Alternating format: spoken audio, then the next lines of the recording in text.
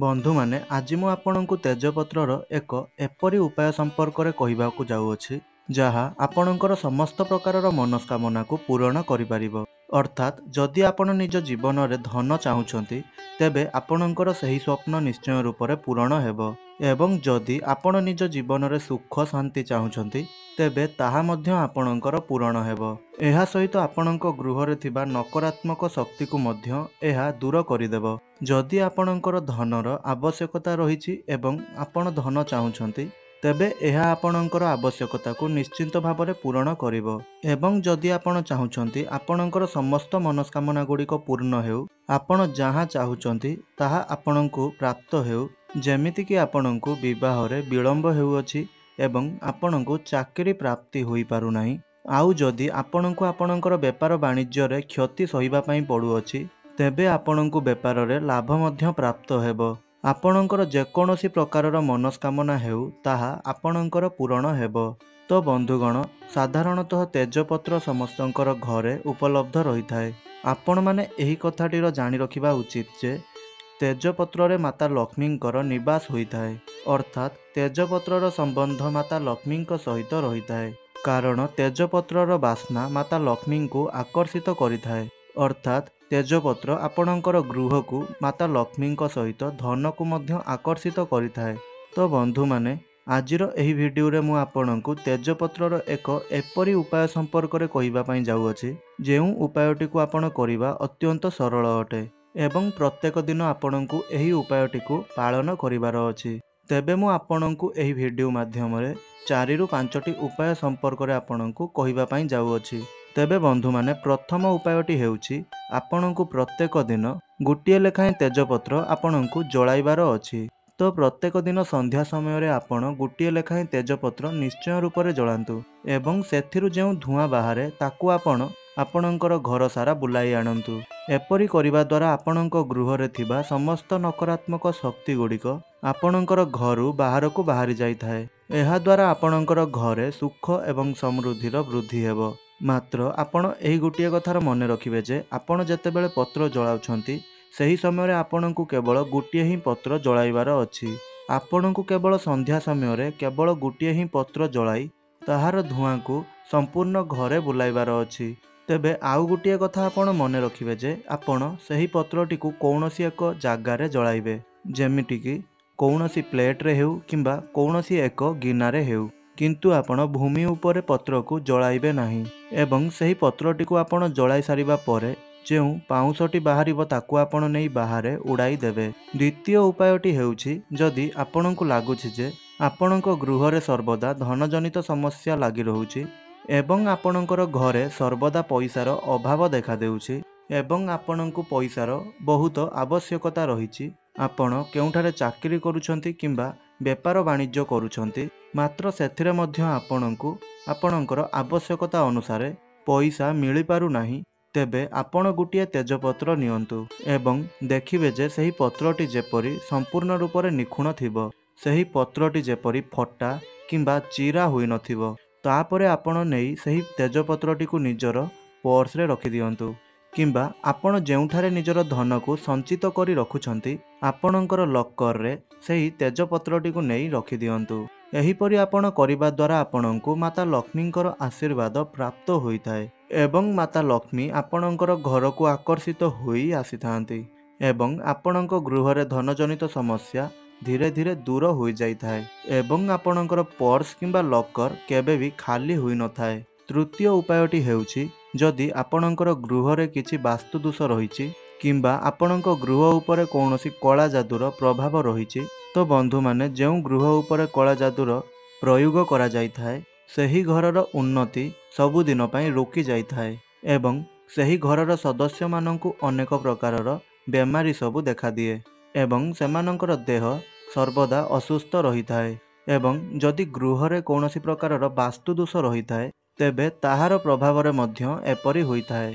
तेबे एही भली समस्यारु आपणंकु मुक्ति पाइबा पई प्रत्येक दिन राति रे सोइबा पूर्वरु तेजपत्र सहित कर्पूर को जलाइबार अछि। प्रत्येक दिन आपण जदि सोइबा पूर्वरु गोटिए प्लेट रे गोटिए तेजपत्र एवं गोटिए कर्पूर को आपण रखी जलांती एवं ସେହି ତେଜପତ୍ର ଏବଂ କର୍ପୂରର ଜଳା ଧୂଆଁକୁ ଆପଣ ଆପଣଙ୍କର ଘର ସାରା ବୁଲାନ୍ତି, ତେବେ ଏହି କାର୍ଯ୍ୟ କରିବା ଦ୍ୱାରା ଆପଣଙ୍କ ଗୃହ ଉପରେ ହୋଇଥିବା କଳାଜାଦୁର ପ୍ରଭାବ ନିଶ୍ଚିନ୍ତ ରୂପରେ କମ୍ ହୋଇଯାଇଥାଏ।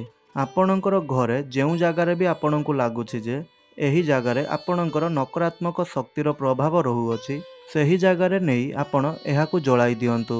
ବର୍ତ୍ତମାନ ଆସନ୍ତୁ ଜାଣିବା ଚତୁର୍ଥ ଉପାୟ ସମ୍ପର୍କରେ। ବନ୍ଧୁଗଣ, ଆମର ମନସ୍କାମନାକୁ, ଆମର କଥାକୁ, ଆମର ଭାବନାକୁ ଭଗବାନଙ୍କ ନିକଟରେ ପହଞ୍ଚାଇବା ପାଇଁ ତେଜପତ୍ର ଏକ ମାଧ୍ୟମ ପରି କାର୍ଯ୍ୟ କରିଥାଏ। ହେଲେ ଏହି କଥା ଆପଣଙ୍କୁ ଅନ୍ଧବିଶ୍ୱାସ ପରି ଲାଗିଥାଏ। ହେଲେ ବନ୍ଧୁଗଣ, ମାତା ଲକ୍ଷ୍ମୀଙ୍କ ପର୍ଯ୍ୟନ୍ତ ତେଜପତ୍ର ଆମର ପ୍ରାର୍ଥନାକୁ ପହଞ୍ଚାଇବାରେ ସାହାଯ୍ୟ ମଧ୍ୟ କରିଥାଏ। ଅର୍ଥାତ୍ ଆପଣଙ୍କର ଯେଉଁ ବି ମନସ୍କାମନା ରହିଛି ତାହାକୁ ଈଶ୍ୱରଙ୍କ ନିକଟରେ ପହଞ୍ଚାଇବା ପାଇଁ ତେଜପତ୍ର ଆପଣଙ୍କୁ ସମ୍ପୂର୍ଣ୍ଣ ରୂପରେ ସାହାଯ୍ୟ କରିଥାଏ। ତ ବନ୍ଧୁଗଣ, ଆପଣଙ୍କ ମନରେ ଯାହା ବି କିଛି ମନସ୍କାମନା ରହିଛି, ଆପଣ ଗୋଟିଏ ଭଲ ତେଜପତ୍ରଟିଏ ନିଅନ୍ତୁ। ଭଲ ମାନେ ଯେପରି ସେହି ତେଜପତ୍ରଟି ଚିରା କିମ୍ବା ଫଟା ହୋଇନଥିବ, ସମ୍ପୂର୍ଣ୍ଣ ନିଖୁଣ ତେଜପତ୍ରଟିଏ ଏବଂ ବଡ଼ ଆକାରର ତେଜପତ୍ରଟିଏ ଆପଣ ନିଅନ୍ତୁ ଏବଂ ସେହି ତେଜପତ୍ର ଉପରେ ଏକ ନାଲି ରଙ୍ଗର ପେନ୍ରେ ବା ଏକ ନାଲି ରଙ୍ଗର କଲମରେ ଆପଣଙ୍କର ଯାହା ବି କିଛି ମନସ୍କାମନା ସବୁ ରହିଛି ସେହି ବଡ଼ ତେଜପତ୍ର ଉପରେ ଲେଖିଦିଅନ୍ତୁ। ମାନି ନିଅନ୍ତୁ ଯେପରି ଆପଣଙ୍କର ଧନର ଆବଶ୍ୟକତା ରହିଛି, ତେବେ ଆପଣ ଆପଣଙ୍କର ଧନର ଆବଶ୍ୟକତାକୁ ନେଇ ଆପଣଙ୍କର ମନସ୍କାମନାକୁ ସେହି ତେଜପତ୍ର ଉପରେ ଲେଖନ୍ତୁ। ଏହାକୁ ଲେଖିସାରିବା ପରେ ଆପଣ ନିଜର ମନରେ ଚିନ୍ତା କରନ୍ତୁ ଯେ ଚତୁର୍ଦିଗରୁ ଆପଣଙ୍କ ପାଖକୁ ଧନ ପ୍ରବାହିତ ହେଉଛି। ଆପଣଙ୍କ ପାଇଁ ଅନେକ ଧନ ରୋଜଗାରର ବାଟ ମଧ୍ୟ ଖୋଲିଯାଇଛି ଏବଂ ଆପଣଙ୍କୁ ଚତୁର୍ଦିଗରୁ ଧନ ଆଗମନ ହେଉଛି ଏବଂ ଆପଣଙ୍କ ଉପରେ ଧନର ବର୍ଷା ହେଉଛି। ଏହିପରି ଭାବରେ ଆପଣ 5 ମିନିଟ୍ ପର୍ଯ୍ୟନ୍ତ ଆପଣଙ୍କର ମନରେ ଭାବିବାର ଅଛି। ତେବେ ବନ୍ଧୁଗଣ, ଆପଣଙ୍କୁ ସଚ୍ଚା ହୃଦୟରୁ ଭକ୍ତିର ସହ ଏହାକୁ କରିବାର ଅଛି ଏବଂ ସମ୍ପୂର୍ଣ୍ଣ ବିଶ୍ୱାସର ସହିତ ଆପଣଙ୍କୁ ଏହି ଉପାୟଟି ମଧ୍ୟ କରିବାର ଅଛି। ମାତା ଲକ୍ଷ୍ମୀଙ୍କର କୃପା ସଦାସର୍ବଦା ଆପଣଙ୍କ ଉପରେ ରହିବ। ଆପଣଙ୍କୁ ସଚ୍ଚା ହୃଦୟରୁ ଭକ୍ତିର ସହିତ ଏହି କାର୍ଯ୍ୟଟିକୁ କରିନେବାର ଅଛି। ଏହିପରି ଭାବରେ ଆପଣ 5 ମିନିଟ୍ ମନରେ ପ୍ରାର୍ଥନା କରିସାରିବା ପରେ ଆପଣ ସେହି ତେଜପତ୍ରକୁ କର୍ପୂର ସହିତ ଏକ ପ୍ଲେଟ୍ରେ ଜଳାଇ ଦିଅନ୍ତୁ। ତାହାପରେ ଆପଣ ତାକୁ ଆପଣଙ୍କ ଘରର ଛାତ ଉପରକୁ ନେଇ ସେହିଠାରେ ଜଳି ସାରିଥିବା ତେଜପତ୍ର ଏବଂ କର୍ପୂରର ପାଉଁଶକୁ ଉଡ଼ାଇ ଦିଅନ୍ତୁ। ଏପରି ଆପଣ କରିବା ଦ୍ୱାରା ବନ୍ଧୁଗଣ, ଆପଣଙ୍କର ମନସ୍କାମନା ନିଶ୍ଚିନ୍ତ ଭାବରେ ପୂରଣ ହେବ। ସେହିପରି ଭାବରେ ଯଦି ଆପଣ ଚାହୁଁଛନ୍ତି ଯେ ଆପଣଙ୍କର ଜୀବନରେ ସୁଖ ଏବଂ ଶାନ୍ତି ଫେରିଆସୁ, ଆପଣଙ୍କ ଜୀବନରେ ଚାଲୁଥିବା ଚିନ୍ତା, ଅସୁବିଧା ଏହିସବୁ ଆପଣଙ୍କର ଦୂର ହୋଇଯାଉ, ତେବେ ତାହା ମଧ୍ୟ ଆପଣ ସେହି ତେଜପତ୍ରରେ ଲେଖିପାରିବେ ଯେ ଆପଣଙ୍କୁ ସେହି ଚିନ୍ତା ଏବଂ ଅସୁବିଧାର କୌଣସି ପ୍ରକାରର ଆବଶ୍ୟକତା ନାହିଁ। ଏହାକୁ ଆପଣ ଲେଖିବା ପରେ ସେହିପରି 5 ମିନିଟ୍ ପର୍ଯ୍ୟନ୍ତ ଭଗବାନଙ୍କ ପାଖରେ ନିଶ୍ଚୟ ରୂପରେ ପ୍ରାର୍ଥନା କରନ୍ତୁ ଏବଂ ସଚ୍ଚା ହୃଦୟରୁ ଭକ୍ତିର ସହକାରେ ଏହି କଥାଟିକୁ ବିଶ୍ୱାସ କରି ପ୍ରାର୍ଥନା କରନ୍ତୁ ଏବଂ ସକାରାତ୍ମକ ଚିନ୍ତାଧାରା ନେଇ 5 ମିନିଟ୍ ପର୍ଯ୍ୟନ୍ତ ଭାବିବେ।